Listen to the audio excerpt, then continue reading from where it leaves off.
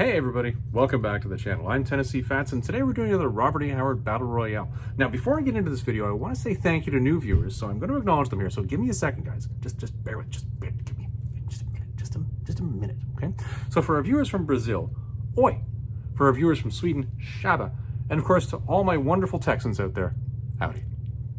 Always glad to have you guys on board. I'm glad you're with us, and I hope you're enjoying the ongoing issues that we put out in this series. Now, today, as we were talking about earlier, the topic is Robert E. Howard Battle Royale. Now, this is number 11, and on this one, what we're continuing is what we started way back at number 9, which is where we covered this wonderful little story called Black Colossus. Now, those of you who watched that video will know I have a variety of thoughts on Black Colossus. It's this wonderful little story, but it's got layers and layers and layers. It's like an ogre or an onion or a variety of other things, like a ball of yarn, where you just want to start picking at these little niblets of stories out of it to find out what the hell is going on here. And I wish we could, and I wish we could get more out of it, but unfortunately, Robert E. Howard's dead, so we can't. So all we can do is really just reflect on what we have and try to just maybe intone a little bit here and there. That I think is what we need to do when we're reading this story, but that's not the point of today's video. The point of today's video is to compare the winner from last week, which was this, the Marvel Treasury Edition number 15, published in 1977, which was the color reprint of this, Savage Sword of Conan number 2. Good story, good story. But we're going to compare that with this. I finally got my hands on a copy of the Dark Horse version of this, which came out in Conan the Cimmerian number 8 through 13. Now, 6 issues in this as compared to 1 magazine, which was then published in a Treasury Edition in color. This is going to be an interesting one, so let's get into it. And we're back. And of course, in every single one of the videos, for those of you who know the channel, this is the point in time where I do the obligatory YouTubing. So if you like Robert E. Howard, if you like Conan the Barbarian, and if you like the sort of content I'm putting out, by all means, feel free to subscribe. There'll be a button right down here. If you like this particular video, give it a thumbs up. And by all means, feel free to comment below. I gotta tell you guys, I really want you to push the thumbs up idea on this one. If you like this one, do that. Because what I'm finding is the more videos that get that, the more of them end up sitting in your inboxes when you're signing on and you're taking a look to say, hey, I'd like to talk about Robert E. Howard. This is a good thing. So while we're here, I'm going to broach on 2 different topics that are YouTube related topics, which I don't normally do here, but we're going to put them in here, which is 1, I apologize this video took so long. I tell you guys, there's this wonderful thing called renovations. And I don't know if you know this, well, you probably wouldn't know this. Here at the Casa del Fats, we went through these wonderful renovations recently as we renovated a particular aspect of the Casa. And I got to tell you, there's nothing wonderful about renovations. And the only thing I want to say about renovations is ouch. Both physically and financially, ouch. And thank God they're over, because it gets me the opportunity and the time to come back to actually putting my effort to where I like to put it, which is here. So I apologize this one was so long, but this does speak to a point of subscribers. If you subscribe to the channel, you get notifications when I put things out. So you wouldn't have been checking in frequently, and you would just get the one notification, oh, Tennessee Fats has put something up, I should go check it out. So that's the one aspect, and I guess it's probably a good argument actually to why subscribing is good.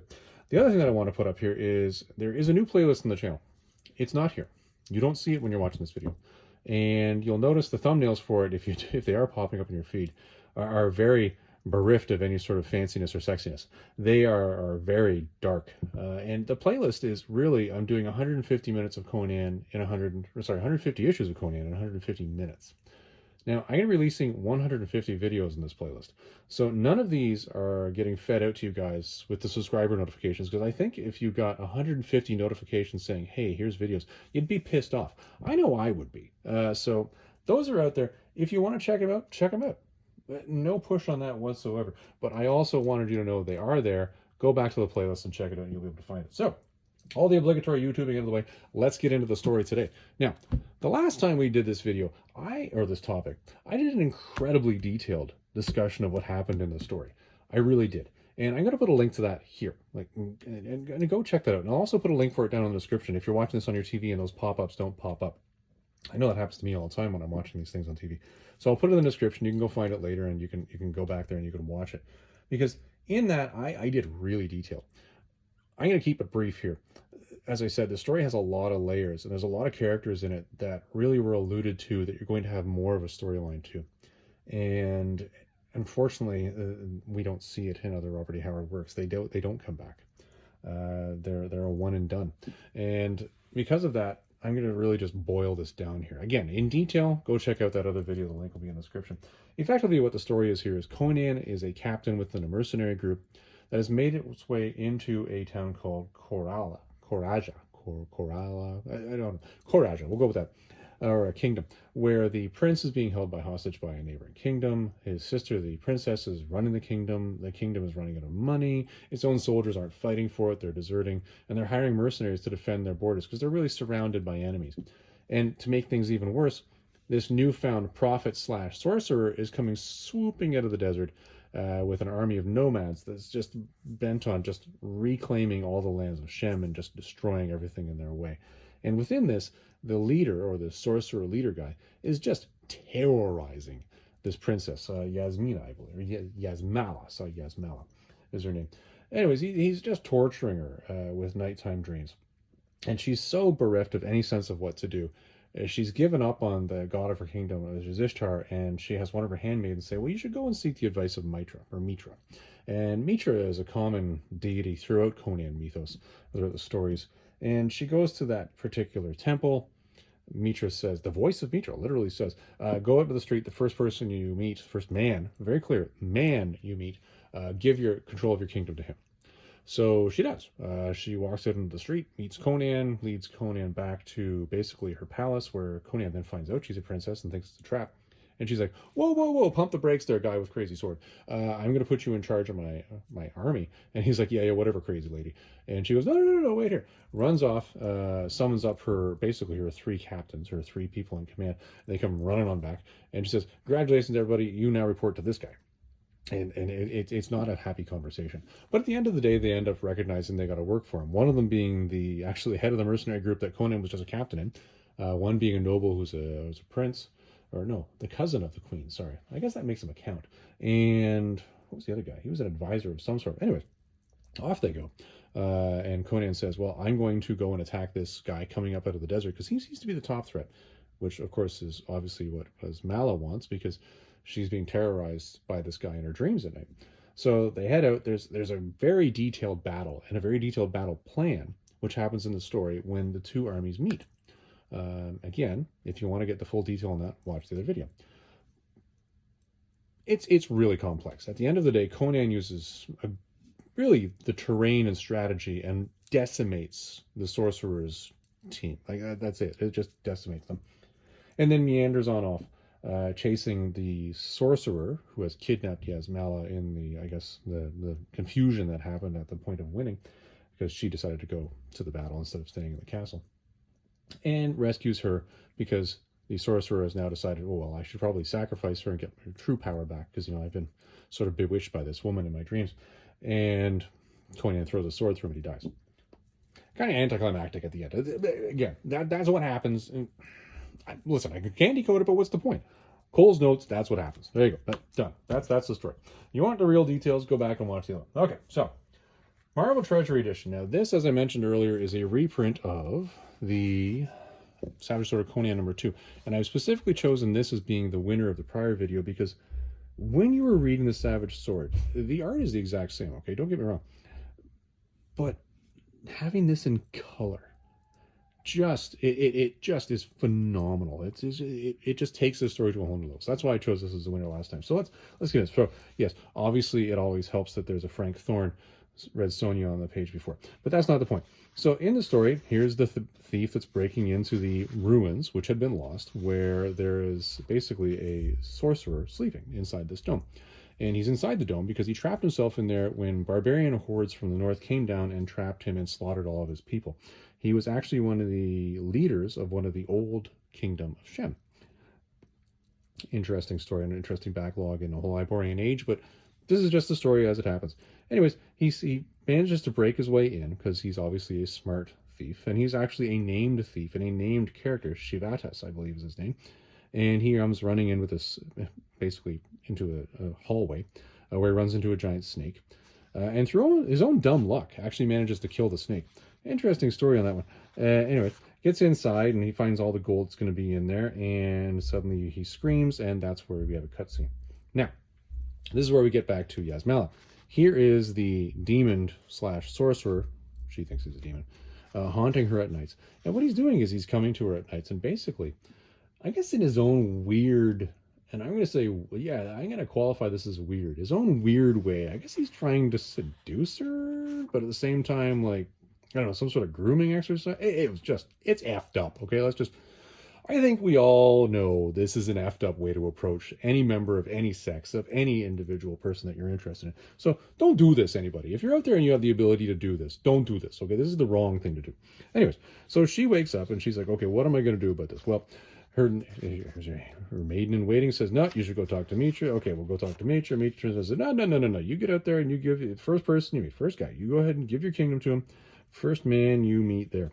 And she says, yep, absolutely. Even though this isn't my god, Ishtar's been my god my whole life. I'm going to go out and do that. And wanders out in the street. And there's Conan meandering down the street. And brings her back to the castle. Does the whole thing. Where's the point of princess? Yeah, there's the princess part where he's like, whoa, it's a trap. And he's like, no, it's not a trap. Calm down. Summons up three dudes. Three dudes come in and says, no, you're going to, be following this guy. And here he is with his fancy armor, which doesn't actually match the Robert A. Howard description of the armor, but whatever. We're just going to call it what it is. Anyways, Conan goes off, leads them off to kill the biggest threat, and she goes with him. And, of course, she's still being haunted while she's at the campsite. Now, they know that Natok's forces are at a well not too far off in the desert, but they camp here because they've got the high ground. And there's Natok, of course, just generally terrorizing people and doing his thing while a demon comes and sees him at night, because obviously he's got that sort of demon thing going on.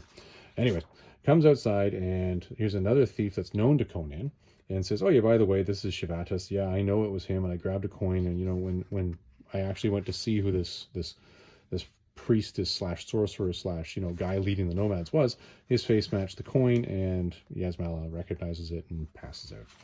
Anyways, next day, the whole battle happens. It's heavily truncated in the Savage Sword and in the Marvel Treasury Edition because it's the same story, one's just in color. Unfortunately, the whole idea of what actually happened and the logic to it is skipped in the Marvel version, which is sad, really, because it showed in the written work how much forethought Conan had and how he was thinking his way through the whole problem to begin with. Anyways, in this one, he just brute forces his way through, which is kind of silly. Runs into the Stygian prince that's joined forces with Natok, but just through dumb luck ends up, everybody dies, and Conan's forces win. And that's when the Natok kidnaps the princess, and Conan chases him out into the desert on his horse.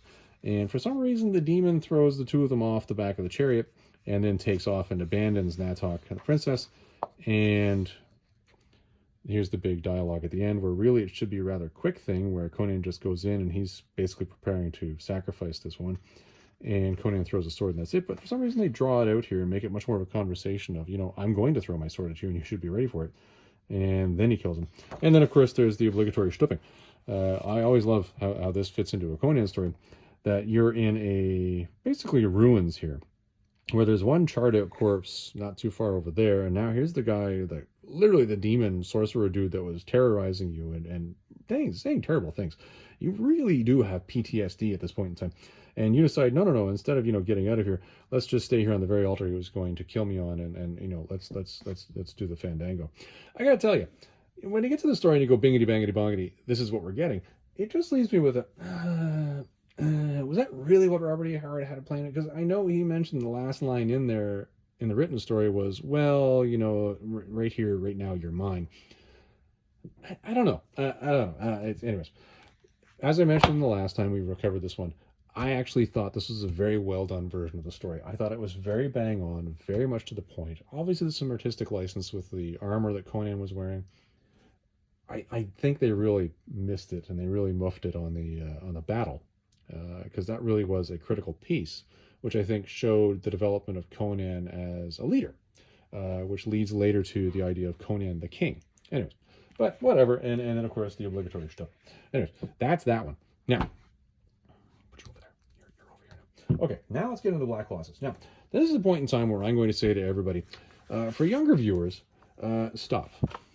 Just stop. Just stop watching this one. It's not, no. Dark Horse, there's a reason why Dark Horse is not, the Comic Code Authority is no longer applying here.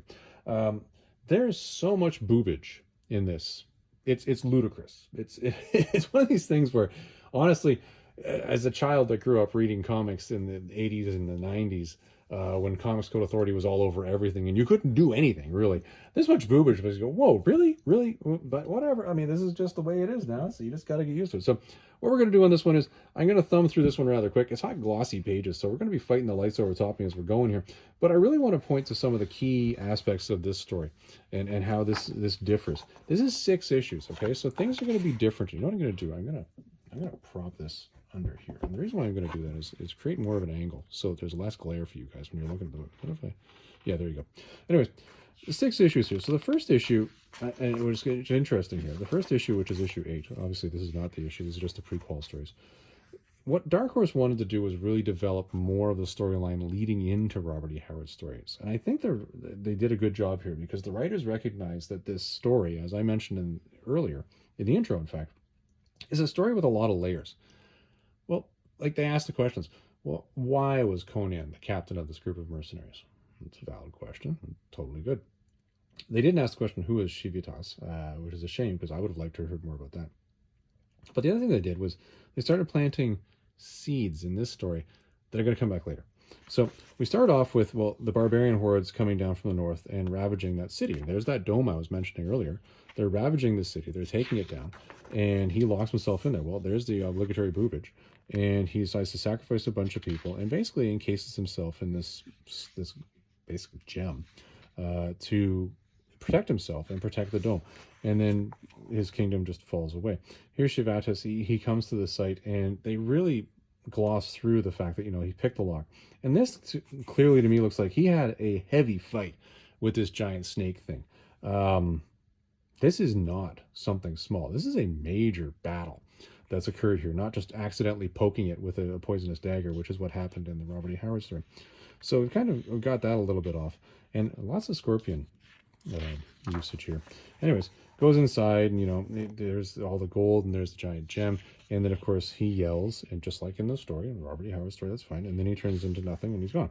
And then this guy now comes down. He's surrounded by these things and he rides off. Well, that's the intro, which was actually the very beginning of the Robert E. Howard story. Cool. All right. Well done there. And of course, this vulture is important. And we're going to see more about that as we go on. Well, now we get into Dark Horse just totally changing gears now. So I think what they did here is they said, pump the brakes. Pump the brakes. Let's try to actually develop more of the story here. Well, now you've got the free companions in a battle. Here's Conan just watching the whole thing because he's trying to figure out who's the smart one and who's the dumb one here. And the armies are talking. They're saying, well, that guy's over there again. And then it's like, well, you know, I think I'll follow these guys. And as he's wandering around, the statuettes of Mitra start showing up all over the place. But what happens within this is Conan ends up riding in, joining these free companions. There's the statue of Mitra again. And actually takes part with them. But they introduce some characters. And it's interesting because the characters that they end up throwing in here are literally characters that the only reason why they did it was so that they could introduce them later in Iron Shadows and the Moon, which is a later story in the Dark Horse chronology. Anyways, Conan enjoys them and becomes the captain. Well, he doesn't become a captain right away, but he does join them and gets himself a nice fancy red cloak and everybody's happy. And here's where Natok goes off and starts leading the nomads and they start worshiping him. Okay, that's fine. That's good. So Conan is still with his mercenary group and he's fighting with them and they've won whatever battle that they needed to by fighting in the forest here. And at the end of the day, they go back to collect payment. And as an unfortunate turn of events occurs, wherein the person who is supposed to pay them double crosses them and they decide to wreck the entire town and maraud, and then off they go. And that's how they end up basically riding into Coraja, which is the town or the kingdom that Yasmela is the queen of. Yasmina, whatever. Anyways, but along the way, of course, you see some more Natok as he's killing more people. And who the fridge is this? Well, I guess this is the giant demon dude. And there's that vulture again. Again, pay attention to that vulture. It's important. Anyways, in this, you have Ivanos and what was the other guy's name? Almeric, and they show themselves to really not like Conan and make a strong enemy of him. That's not good. Anyways, they ride into Coraja. There's the prince guy that is Yasmala's cousin, who is just infatuated with her. Again, with the more boobage. And Conan's going to beat the living crap out of these two guys that are not his friends who double-crossed him, and they wander off to try to find some other way out. And there's, of course, Natok again with the vulture and the demon, and they're killing a lot of people here. and it shows the progress they're making. And of course, here he comes, and now he's this beast demon thing that is obviously visiting with Yasmela.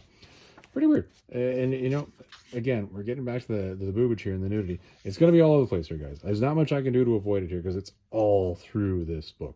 Anyways, Demon's gone. She wakes up, goes to see Mitra. Mitra says, go give your kingdom to the first guy you meet. And here's Conan in a bar. And, well, he's not having that good of a time, but he ends up meeting another character that was important for Iron Shadows in the Moon, which is Sergius, because he says, no, I'm not going to join your pirates. I'm good where I am. Interesting, there's Ivanos and Aratus joining with Sergius, who then lead off, and you don't see them again until Iron Shadows in the Moon. There's Yasmela wandering around, ends up meeting with Conan. Very simply ends up leading him back to the castle. There's Mitra again, and explains the whole story. The thing here where, you know, I had this sense that Vetessa was seducing Conan in the Marvel version does not exist in the Dark Horse version at all. But whatever. So anyways, Conan's taken over. A bunch of guys are not going to go well with it. And here's the suit of armor, which again, very close to the Marvel version. Isn't that convenient? 1977 Marvel version. And here's this one. And not seeing a lot of difference. Not matching the Robert E. Howard description. Whatever. Anyways, so there's Natok riding off again. And here's our Vulture. Again, foreshadowing to this whole battle that's going to happen. Anyways, Natok's continuing to destroy everything. And, you know, he's coming. Conan rides out, and there's the Vulture again. Rides out to meet him, and the princess goes with him. Natok is slaughtering everybody. And, oh, by the way, a prince of a Stygian kingdom, this is the prince that was made a big deal of in the the Robert E. Howard story, has now joined up with them, as you expected. And there's snakes everywhere. There weren't a lot of snakes in the written book. Not quite sure why we're getting so much with the snaky snake here, but you're going to see that soon. Anyways, there's the demon again coming back, and Natok is like, oh yeah, and the demon says, yeah, this is totally going to work for you. Don't sweat it, we got this covered. And of course, that powder comes in to be very important later. Yasmela has having nightmares again, goes to meet Conan. Conan is again talking to one of his buddies. That's one of the free companion dudes. Where is he? Here he is. Free companion dudes. He says, oh yeah, by the way, I did go there. I found it. There was a giant snake. And you know, Shivi just did get inside it. And by the way, I took one of the coins. And when I did see the face, it was, lo and behold, this guy. And she sees it, passes out. And well, yeah, that's what happens. Just exactly as it happened in the Marvel story. And there's our Vulture again with glowing green eyes.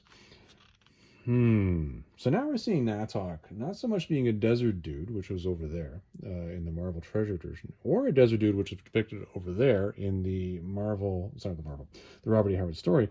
They're really getting a sense of this Prince of Stygia sort of set worshiper. Lots of snaky snake here. What's this going to lead to? I wonder. Well, we'll find out, shall we? So now we suddenly hear that language is changing a fair amount, and the narrative tone is changing a fair amount. There's a Vulture again. But either way, narrative tone, by the way, is coming from Thothamon, the Song of the Set. Anyway, Conan is out there talking to his dudes. He's saying, I got the high ground. I'm not going anywhere. Oh, by the way, it's a fog. Yeah, you guys shouldn't go down there. Prince says, no, we're totally going down there. We're attacking. Conan's like, yeah, I'm not going down there. Now, this part here clearly matches the Marvel story. Dark Horse paid attention. So you got the story going. Conan's like, whoa, let's just feel the ground here because that fog's rolling in rather unnaturally. And what's that sound I'm feeling? And oh, wait a minute, that's like thousands of horses. So once that doesn't work, the whole fog dissipates, and there's Natok with, you know, Demon. And where is the... This is just describing the actual forces of Natok. There's the boy. So there's this wonderful thing. He rides around spraying this all over the place, and this is actually pretty close to an interpretation of what Robert E. Howard described, because suddenly these horses go in, and as soon as they touch that powder that he sprayed in the ground, kaboom, they all burn to death and everybody dies. Yeah. Anyway, big fights, everything's going on, lots of battles, pretty much matches. I'm not going to bother going into details of what happens here, because really you should read the Robert E. Howard story for the full description of what actually occurs here. The battle here follows bang on. There's the Vulture. And it's funny because Natok's sitting right here this entire time, and at no point in time does he ever notice that there's this Vulture flying around. The same Vulture flying around them all the time. You would think a sorcerer type dude would be paying attention to that sort of stuff. Anyway, battle occurs. And within this, you've got Demon Guy here. And this is an interesting undertone to the story. Demon Guy here is starting to coach Natok and say, dude, you could just ride right through here. What are we doing? Why are you wasting your time? And it's like, no, no, no, no, no, no, no, no, no, no, no. I will have that which I desire. And you're really going to sense that Demon Dude here is not doing too well with Natok's leadership. Anyway, Stygian Prince ends up fighting along. Conan rides down that hill, which I mentioned if you watched the other video. And the whole battle occurs. Stygian Prince comes out of nowhere. They have a fight. There's rocks on Conan's head, exactly as in the story. This whole thing with a spear through other guy's head, that didn't happen in the story. But you know what? I'll give you a dramatic play on that one. Nicely well done there. Anyways, Natok rides off with Yasmela. Conan jumps on his horse, and off they go. And the Demon and Natok are not doing too good here. Demon is kind of miffed, kind of pissed off, and this is where you start to get more of the backstory starting to come together, where earlier on you had a sense that this demon guy was one of two. The other one lives with the god Set, and this one is here helping out this guy. And the demon's like, no, you totally F this up, dude, and if you really want to make things happy with our master, you know what you need to do. And then he just like, yeah, I'm the F out of here. And this is where Natok really gets a sense, okay, you know what, I really wanted you to be, be my queen, but clearly I need to just kill the living hell out of you right now to get all of my power back. So he runs into the temple with her. Conan somehow completely able to keep up with them, even though they're leagues away.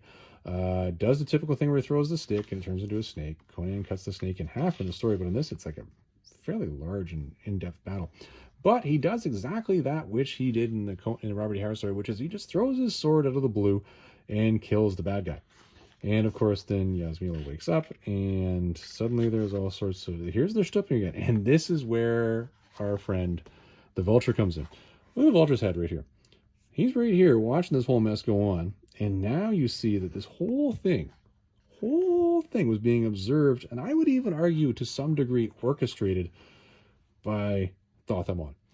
Now that, forget the orchestrated part, even if you think it's a bit of a stretch, just observed by Thoth-Amon through the whole thing. This really says something, because at the end of the day, Thoth-Amon hates Conan. There's a vitriolic hatred there. And it's funny because Conan is always going to have this sense, if you read more, the more and more you read about Conan, the more and more you get the stories where he's like, yeah, Thoth-Amon's a guy, I think, and I think I know his name somewhere, but I meet so many people, whatever.